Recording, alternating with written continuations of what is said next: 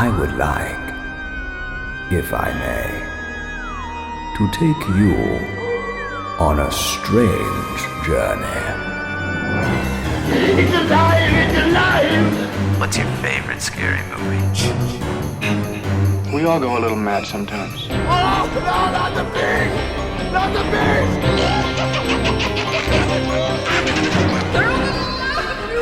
This is my boomstick!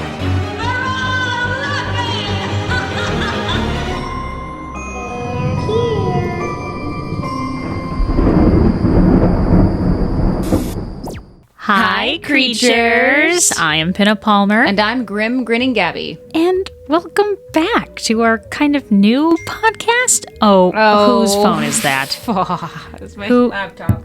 Clearly we're unprepared. I didn't know my sound was on. I'll be sure to turn my phone off. Ladies and gentlemen, please put your phones away and make sure it's on silent for this podcast episode. So sorry, that was my boyfriend. My bad. My bad. Text him back. Go away. He's gonna be like, what the doop-a-doop, here we go. Go away. Leave me alone. Never see me again. Delete me from your life. Go away! I can't do that. This is what he gets for ruining the podcast. Then he'll call and be like, yo, what? I can't even do Boston. I can't do Boston. Boston. That's where he's from, right? Who gives a So, creatures, we have an interesting podcast for you today. As you guys have noticed, we're not on video like we said we would be. Not on video. idiot? We're not doing a vlogcast. We're just doing a traditional podcast like we said Yes. on our Instagram. Yes. So, technically, this is our first podcast. Guys, thank you for coming to our first podcast. We're very excited. Thanks for being here. Sorry to disappoint. On this episode of the podcast, we're talking about what, Gabby? Horror hosts. That's a hard word. Why is that so hard to say? For me, I want to say horror because I have problems with R's. Horror. It's just such an ugly R's are name. hard. Ugly word. It is. Horror. Arr. Sounds like I could say it if I'm a pirate. That works. We're talking about horror hosts today. Which ones, the first ones that came, what are horror hosts now, where did they first begin, and we're just want to kind of dissect into who they are and what they did and who is our favorites. Clearly, I think we all know who mine is, but Elvira, mistress of the dark. there are others that touch my soul a little bit, I'm not gonna lie. And there are some that you guys may not have ever heard of before. So we will try to give you a little history lesson on that. That was nice. Thanks. If we have a pun or some kind of joke, what do we do, Gabby? There we go. You know, I like it. Rim job. Another pun. There we go. That's good. Moving on. Let's start from the beginning. I'm going to let Sarah take it. Sarah, I feel like a distro. Hey, Sarah. Yes. Why don't you take it away? But yeah, Sarah, how did horror... that word sucks. I honestly don't know how horror hosts came to be. I'm glad we're doing this. Excellent. I don't. I have no idea of the history of that at all. I don't know. I just know they're there. I think they were... I'm going to make a guess. Okay. I'm going to make a guess while you look it up. Okay. Here's my guess of how they kind of started. I think the dawn of B horror movies kind of kicked up, and when that started kicking up, you know, like life finds a way kind of a thing, to the point where I think people started to get used to horror movies and almost make fun of them. I think they got more ridiculous as time went on, and then a subculture grows beneath it, and so I think those double features started happening, and then maybe it derived also from vaudeville. I'm assuming somewhere along there, and terrible B movies to the point where you couldn't help but just make fun of him, so somebody just took the lead and just filmed it. What's the verdict? So nothing with vaudeville. Well, you know what? I'm just gonna go shoot myself now. No. I need you. Here we go. No! Sarah, I knew her well. So essentially it just started coming from Screen Gems released a bundle of old Universal horror movies to syndicated television, naming it Shock. They encouraged the use of hosts for broadcast. So to get these movies out for people to watch them and not be so spooky, they added hosts to bring them in, reel them in. Come on, So that way they would watch these movies. On people's own televisions at home. Yes. Because this was a new thing, too. Yeah, in the early 50s. So like early 50s to what, like 60s, we had like the dawn of true television and nighttime. Yeah. Late night hosts. Yeah. So it was shock theater. And then they just kept releasing things, and Creature Features was another film package they released in the 60s. They needed someone to bring people in, and that's when we come across our first ever horror host. Who was that, Sarah? Me. I'm just kidding. Yes. Yeah, and you look really good. 100 years old. No, it was Vampira. A vampire cocktail. And her original name is Maria Nurmi, who was a pinup model, actress, I think. God, I don't even know what else she did. But how did she come up with the character Vampira again? She was at a costume party, wasn't she? She was at a costume party. I believe it was her husband at the time. She liked Mrs. Adams from The New Yorker. Which was the Addams family. Morticia didn't have a name until the TV series in the 60s. She was How dare they? Right? It was rude. It was just Mrs. Adams. So she liked how she looked, and I believe it was with her husband. Someone's gonna be like, "You're wrong. You're so wrong on this." Oh, well. That's fine.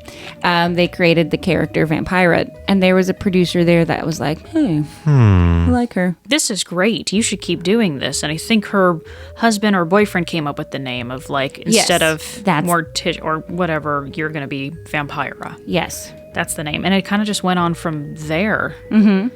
She actually paraded around town in this outfit. Yes, to get people to really be like, what is that? And follow her. She was very smart when it came to marketing Vampira. She was born December 11th, 1922 from Gloucester, Massachusetts. Nailed it. Mm-hmm. My boyfriend's going to kick me. He's like, I've told you this name several times. Mae West fired her from a Broadway show because she was afraid that she was going to upstage her. So Mae West said, "You're fired. You're fired." You can't be better than me.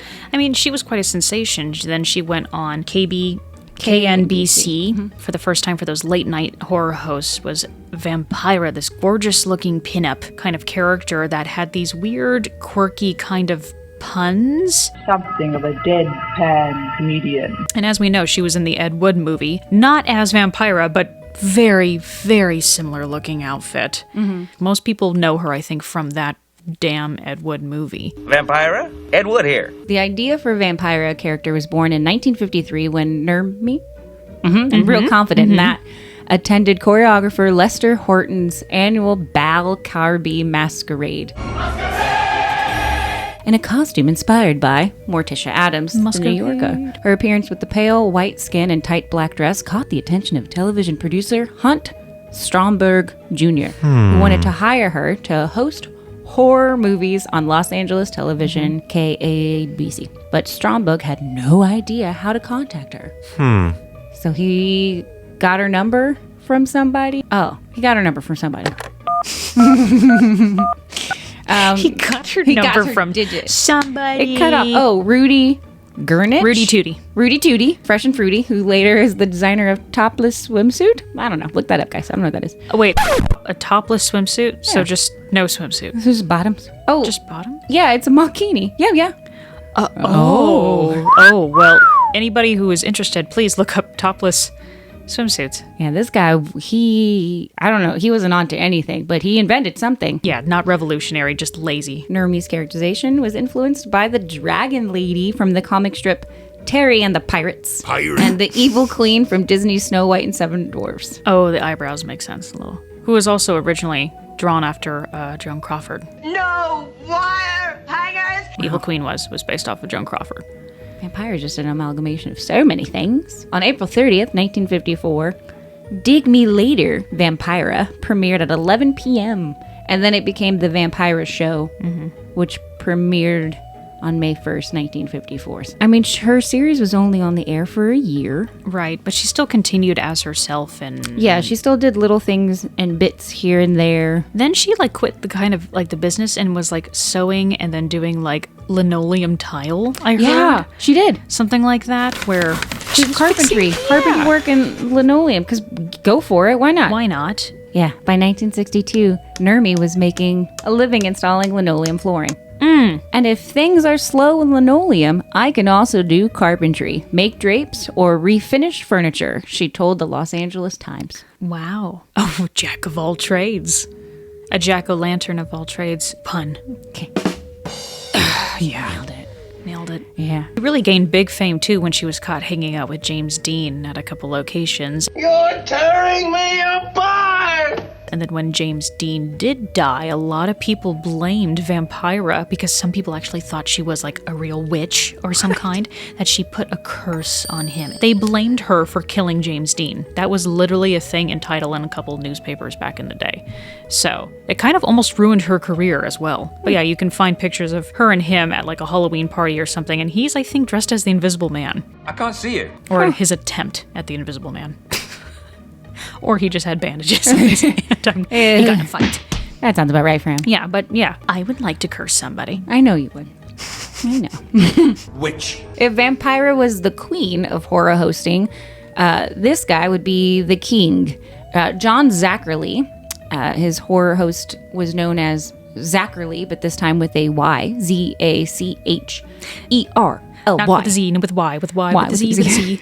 Oh, good evening, Zacherley here. He also had two other names. It was Rowland and the Cool Ghoul. Oh, just choose one, for Christ's sake. He had to. It's like wrestlers. You had to find the right character in order for you to get that push. And Zacherley was what he got that push from. Even though the Cool Ghoul was given to him by Dick Clark. Nice dick. Bang up job on that name choice. Just because you said Dick, I had to do that. It was funny.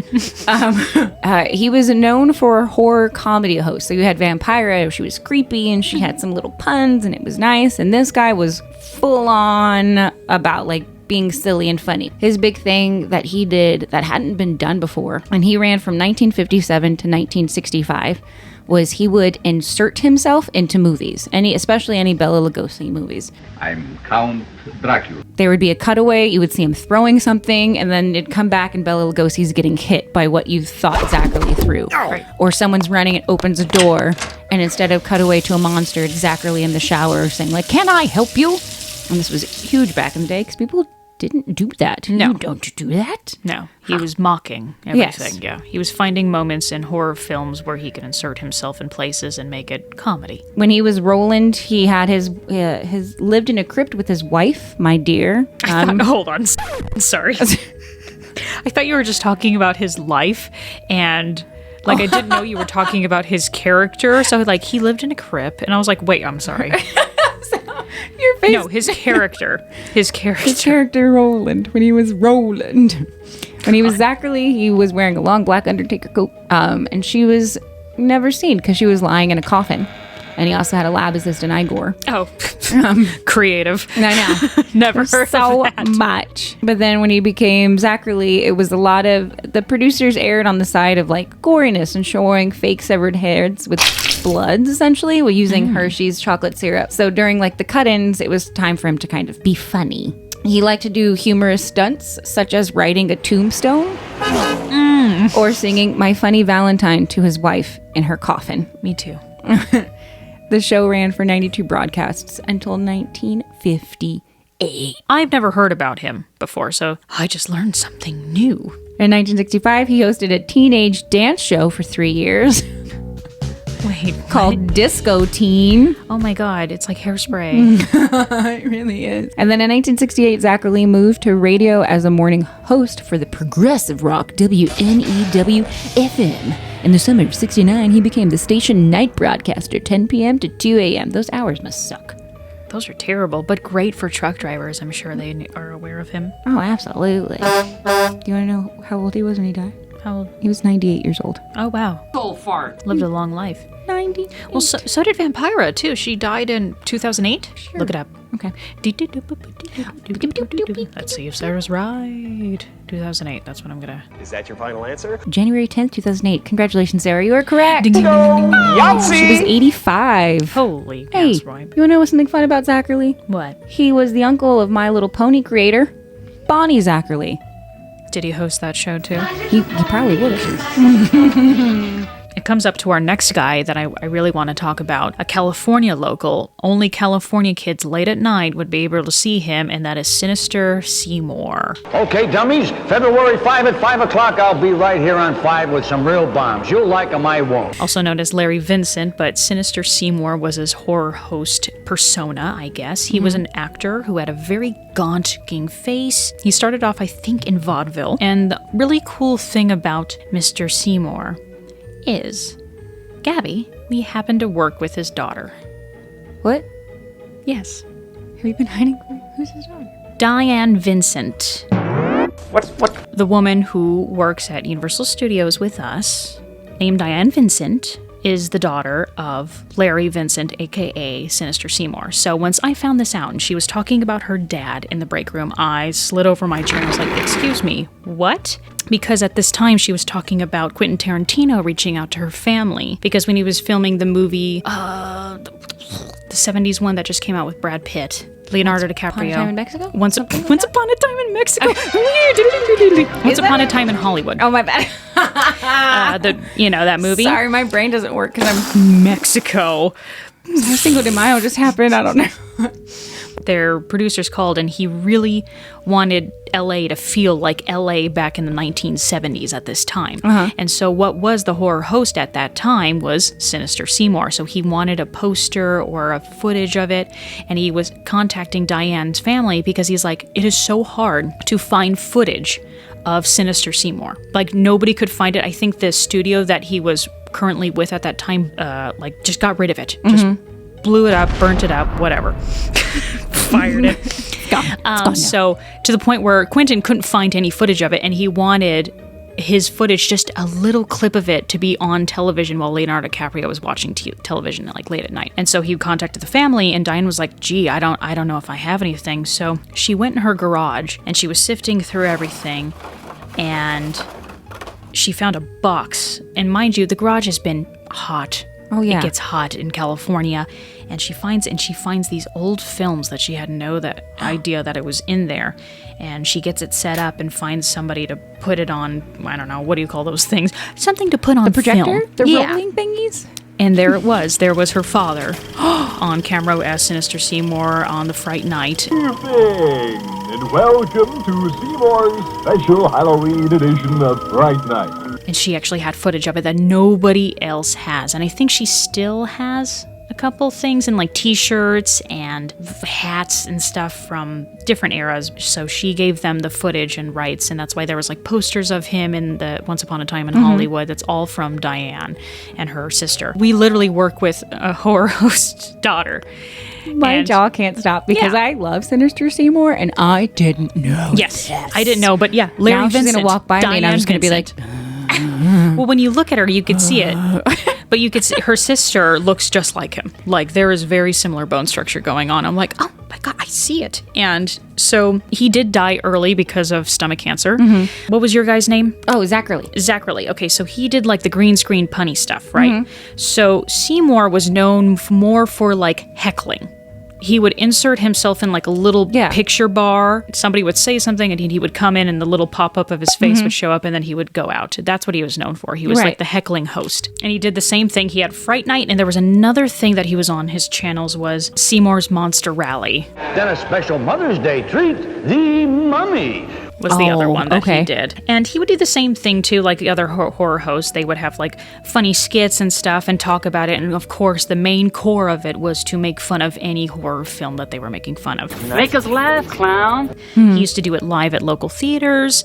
And then eventually in his career, he got asked to go to Knott's Berry Farm because around this time, Knott's was starting what, as we know today, that is still going on today? Not Scary Farm. Knott's freaking Scary Farm. Not Scary Farm. He was their ghost host, is what they called him. My God. Yeah, he was the ghost host for Not Scary Farm. And Not Scary Farm, if you guys are California, gnarly. Everybody knows Not Scary Farm. It's a huge haunt that goes on at this theme park, and it's been going on for years. But he was one of the OG hosts in it. Wow. And then unfortunately his untimely death. Like I said, you could find some things online on YouTube about him. It's just hard to find, and that's Sinister Seymour. But when he died, that same channel that he was on, guess who took after him when they were looking for a TV spot? Yeah, we'll get to her later. Isn't that interesting? Well, my brain is blown. And it's like when I found another person we work with, Jimmy DeFilippis, is Garf. Oh, one of my Stay Tuned. Yeah, one of my favorite movies that I made you watch. Party eternally, go party eternally. Okay, all right. And then I realized, I was like, who's Garf? And I was like, oh my God, you work with him. Before we get to the person that eventually took over that role, another very famous host, SVENGOOLIE. SVENGOOLIE. Oh, don't let that one go to the machine. I think it's a call from the inner sanctum. Well, no, it's not that. He started in the 70s, and he's been played by several people, essentially. He was originally played by Jerry G. Bishop from 1970 to 1973, before Richard Cox. I'm so sorry. Cox succeeded him in the role from 1979 and on. Okay, I'll be absolutely honest. I didn't know there was another one. Oh, yeah. They pulled a goddamn Houdini on us. That Houdini. I didn't know. Well, because that outfit, you could put anybody in that and I would believe it. Other than just kind of the heftiness a little bit. Right? Hefty. Wimpy. Hefty. And before and after commercial breaks, SVENGOOLIE presents sketches, tells jokes, and performs parody songs related to the films being aired. This show is a long-running local program in Chicago area, and all that jazz. And years expanded nationally, airing on Saturday nights on MeTV. But it's something that I came across when I was just going through YouTube years ago. And I was like, who's this SVENGOOLIE? Right. He with makes his my weird twink top pop hat and curly black hair, and he was. I'm not gonna lie. Out of all the sets to be for horror hosts, I think he had the most elaborate at one point in time. Oh yeah, huge set, and he had like a crap ton of props and stuff he could use at his disposal. But I think for him, he did horror, but he also had a lot more science fiction films. Right. So that was kind of what helped him stand out. Richard Coz, when he took on the role as son as SVENGOOLIE, and he portrayed him until 1986, and then the show was canceled. But in 1995, Coz was set to bring back the show, and Bishop told him he was all grown up and he could drop the son from his character name, so then he became SVENGOOLIE because he was a grown up. He had Durwood the dummy. SVENGOOLIE and Durwood. Then he had a wooden ventriloquist dummy. Like, he made sure he had everything that he could have. The funny thing about SVENGOOLIE is he just showed up on Joe Bob Briggs recently. Welcome to the first annual Joe Bob Briggs Dusk to Dawn Friday the 13th Marathon. I didn't see it, but I was on Instagram and I followed Joe. And all of a sudden, popping up SVENGOOLIE, they had him as like a guest host or something like that. So if you guys also don't know, Joe Bob Briggs is another horror host. Excellent segue. Is still on air today with Shudder. He has his own interesting form of comedy, and he's outside of like a trailer park, kind of like a simple man. I remember I used to watch, because it was on TNT, and it was Monster Vision with Joe Bob Briggs. It was a 96 to 2000. Sitting outside his trailer park with his beer and TV, and we're going to watch some really bad horror movies and science fiction, and it would cut away, and he'd have a couple puns, and he'd be like, man, can you believe these people? Great pun, Judy. Use the pun right. As someone that grew up in Texas, and not the richest part, This one's dirt poor. it was very nice to see that and been like, oh, okay, this is great. You have a whole different type of host. There wasn't really a lot of gimmicks or puppets or anything going on. It was just a man sitting in a lawn chair in front of his trailer, drinking his beer, talking about a movie. Some of you weird beard viewers of this show even still keep your old VHS cassettes. What is that about, people? But let's really talk about someone that was also really good with B movies, who eventually took over Sinister Seymour. Sarah, who was that? Me again. Yeah. Guys, she looks so good for her age. You wish! Yeah, in 1981, it says 6 years after the death of Larry Vincent, who starred as host Sinister Seymour of Los Angeles' weekend horror show called Fright Night. Show producers began to bring the show back, and they were looking for a host, this time a female. I believe it was Universal, and they were looking for a nighttime horror host. At this time, Cassandra Peterson, aka Elvira, before she was Elvira Mistress of the Dark, her name is Cassandra Peterson, was an actress. She went to Groundlings School, and fun fact about her too, Groundlings, if you guys don't know what that is a comedy improv school. Comedy. That is very well known here in LA, and it's It's where a lot of people from SNL and Matt TV go. Van down by the river! And then they get discovered there, then they get put on those TV shows. So basically, it's a school for comedy, funny improv people. And it's hard to get into and it's hard to stay in. So she was part of that, but who she was part of that with was Paul Reubens, a.k.a. Pee-wee Herman. And they went to the same school at the same exact time. They were very good buddies. Like, if you watch Pee-wee's Big Adventure, Elvira is in it, and she's in the bar scene with her red hair. I say you let me have him first. She was doing probably a showcase at some kind of show at Groundlings, and she was playing like this ditzy, bubbly character that is mostly seen in more of the dumb blonde. And I guess a producer from said place saw that and was like, we could do something with that. Can you come down for this audition? I think she created her entire freaking costume. It was awesome, from like the subculture of punk. So once this character came out of this idiot kind of dumb persona with this big boob, kind of bimbo, it stuck. And she went in just like that and I guess nailed the audition. Nailed it! They reached out to Vampira, Mila, to help revive the Vampira show. And she was worked on the project for a short time, but quit when the producers would not hire Lola Falana. A station sent out for a casting call and Peterson auditioned. And also, because of her look, and I think it was also like, just because you were talking about the costume, she and her best friend, Robert Redding. Are you all right? Yeah, I think so. How's your head? Came up with the sexy punk vampire look after producers rejected her original idea, where she looked like Sharon Tate's character in The Fearless Vampire Killers, which is the red hair. The red hair and very... You've seen my dress. Beautiful, isn't it? Pretty. And they're like, nah, fool. We ain't want that. I don't know why they became that way. Her look was so similar to Vampira that Vampira eventually ended up suing her. Objection! And she lost, unfortunately. But I do notice, I'm not gonna lie, there are similarities. And I do recall Vampira saying unpleasant dreams, which is Elvira's big outro. Unpleasant dreams, darlings.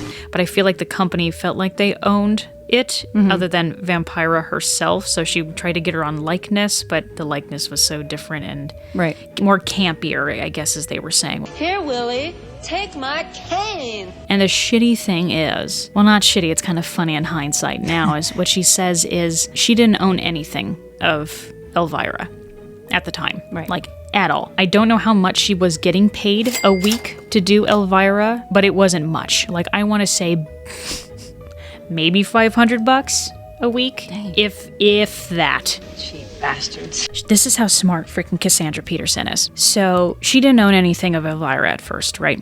She came in with her look, that's it. She was getting paid scrap money, okay? So every year, she said, she goes, every year I went in at my negotiations and I would ask for more money. And they told me no.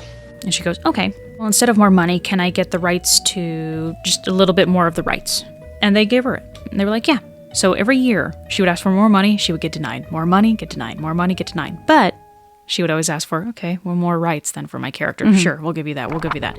Eventually, it happened so much. By the time she finally asked for more money and they denied her, she owned pretty much all of Elvira. Wow. And then took it.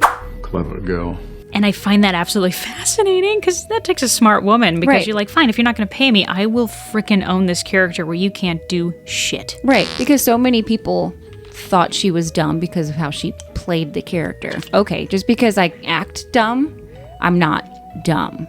Some of the dumbest, smartest people can play dumb because they know exactly. Smartest people are dumb and smart. That sounds like poetry. She ended up owning all of the rights to Elvira, and then nobody knew that she would go from late nighttime television and skyrocketed into public television of TV to the point where she became like an icon herself. She did commercials that we would always see around Halloween time. Elvira here, Mistress of the Dark and sometimes Surfer Babe, because Coors Light is the official beer of Halloween. She did it all. I know a lot of people that are major Vampira fans. Usually people who like the band The Misfits love Vampira. Love her. And everybody from 1880s. 1880s. Queen Victoria handicap. From the 1980s and up are very familiar with Elvira. I mean, there's action dolls of her everywhere. Right. There are mouse pads with her boobs on it. I got one at my desk. Nice boobs. Oh, Gabby. Oh, Gabby. What? Sarah. Gabby. Sarah. Okay, in like the 2000s. Your face. I would do this today if she ever fucking did this again.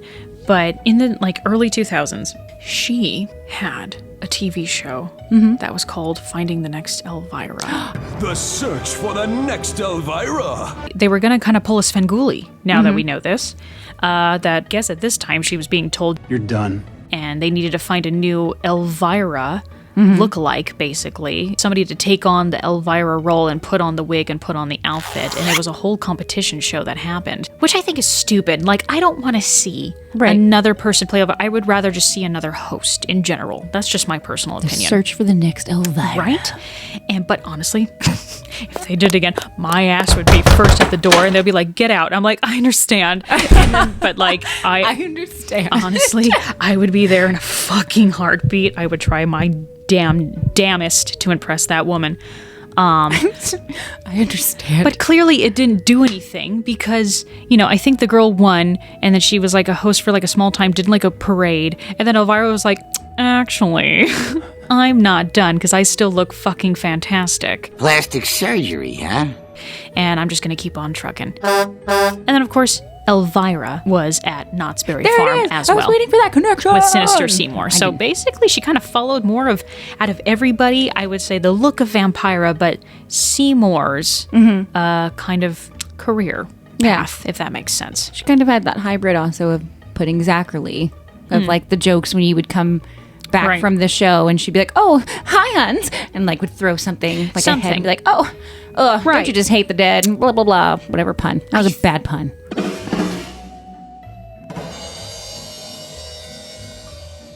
That wasn't even a pun.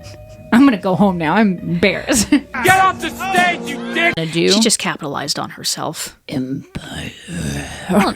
And I buy it. I'd buy it. I have a fucking 7-foot I know you do. Cardboard standee in my goddamn If they watch closet. our YouTube videos, they'll see her in the background. Right? But the thing that was my problem is growing up, little old me, I'm like, oh, I could never be like her. Like, I could be funny like her, but I can't look like her. I never connected with her. I just loved her, and I was like, good for her.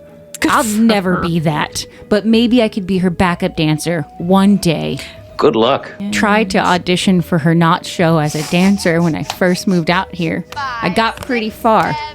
And then we went to the final callback, and I just full on was like, I have to go now. Goodbye.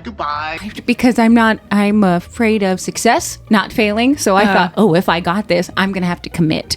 And I might see her. And she might come to stage and be like, who are you? You're bad. And then I'm like, I have to go now. That anxiety of mine's great.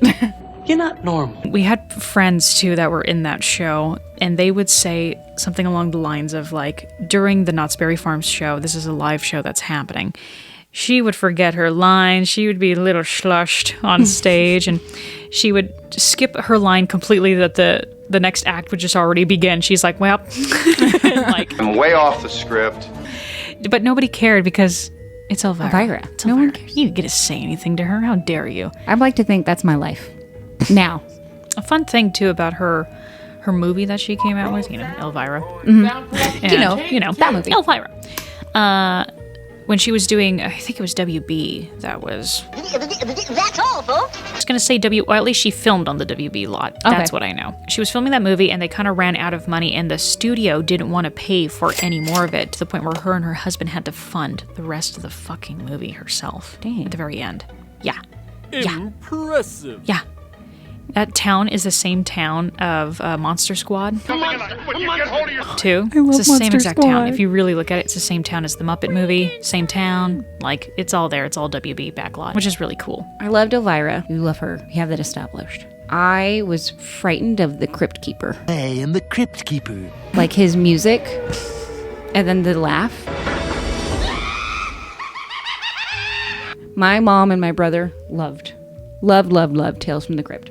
And I just wanted to be next to them. But every time they would play that, I would hide behind the couch, or I would bury myself in my mom's back because I didn't want to hear the intro music or when he pops up and laughs at the end.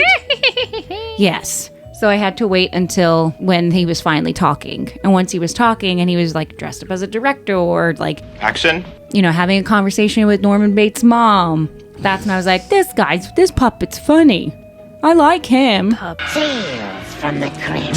It's an anthology. It ran from July 10th, 1989 to July 19th, 1996. Would you consider Vincent Price to be a horror host? Wonderful. That is a most difficult question. I would. He wasn't like a host, but I'm sure he hosted some like late night things or like movies or macabre. Like when you think of Vincent Price, you don't think of like, oh, that's a Hollywood actor. You're like, that is a horror icon. Yeah. You know what I'm saying? That's just an icon. Just his tall stature. How tall was he? Oh my God. 6'4". 6'4", yeah. That's a huge bitch! Would you consider Christine McConnell a horror host? Welcome to From the Mind of Christine McConnell. Think about that. She's not the typical horror host of like late night macabre movie stuff, because nobody really is doing that right now. Right. We have Dead Meat James. I think we're dead meat.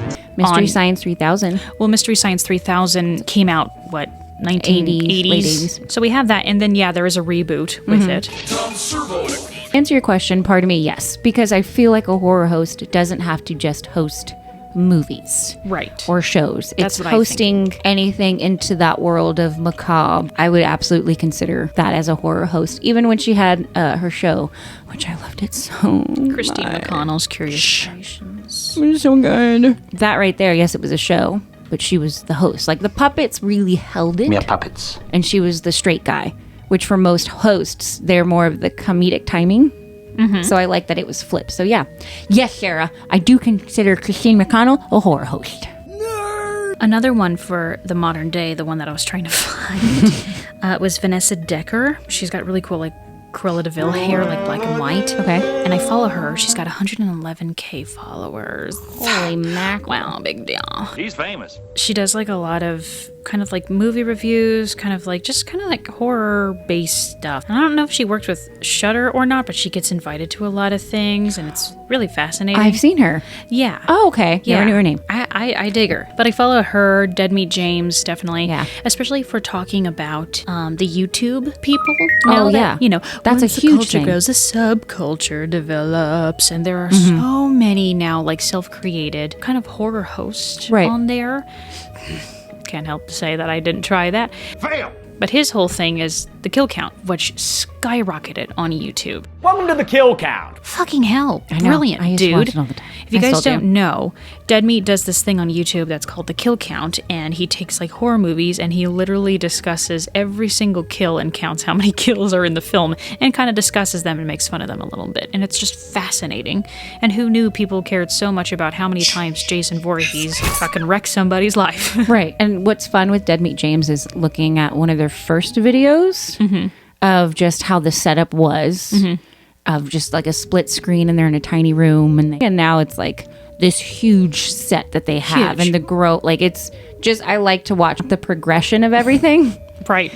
No, it's kind of, it's encouraging and inspiring. It's inspiring for sure. But I would say those are our new horror hosts. You know what I'm saying? If you kind of want to put them that way.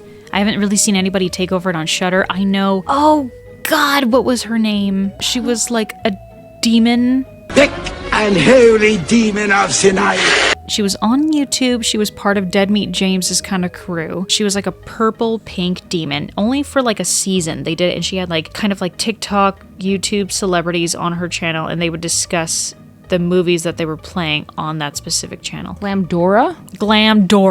That's her name. Glamdora. I fucking loved her. Hello, Glam Jammers. Welcome back to my awesome YouTube show about me. I don't know why they stopped or if just something happened, but she was like a purple demon and she was like a dominatrix, like a succubus. That was her whole thing. And she would ask her guests like really inappropriate things, like, let's talk about sex, too loud, you know, like, and it was kind of hilarious for YouTube and very adult humor. Out of all the horror hosts that I've seen, very, very adult. And I miss her.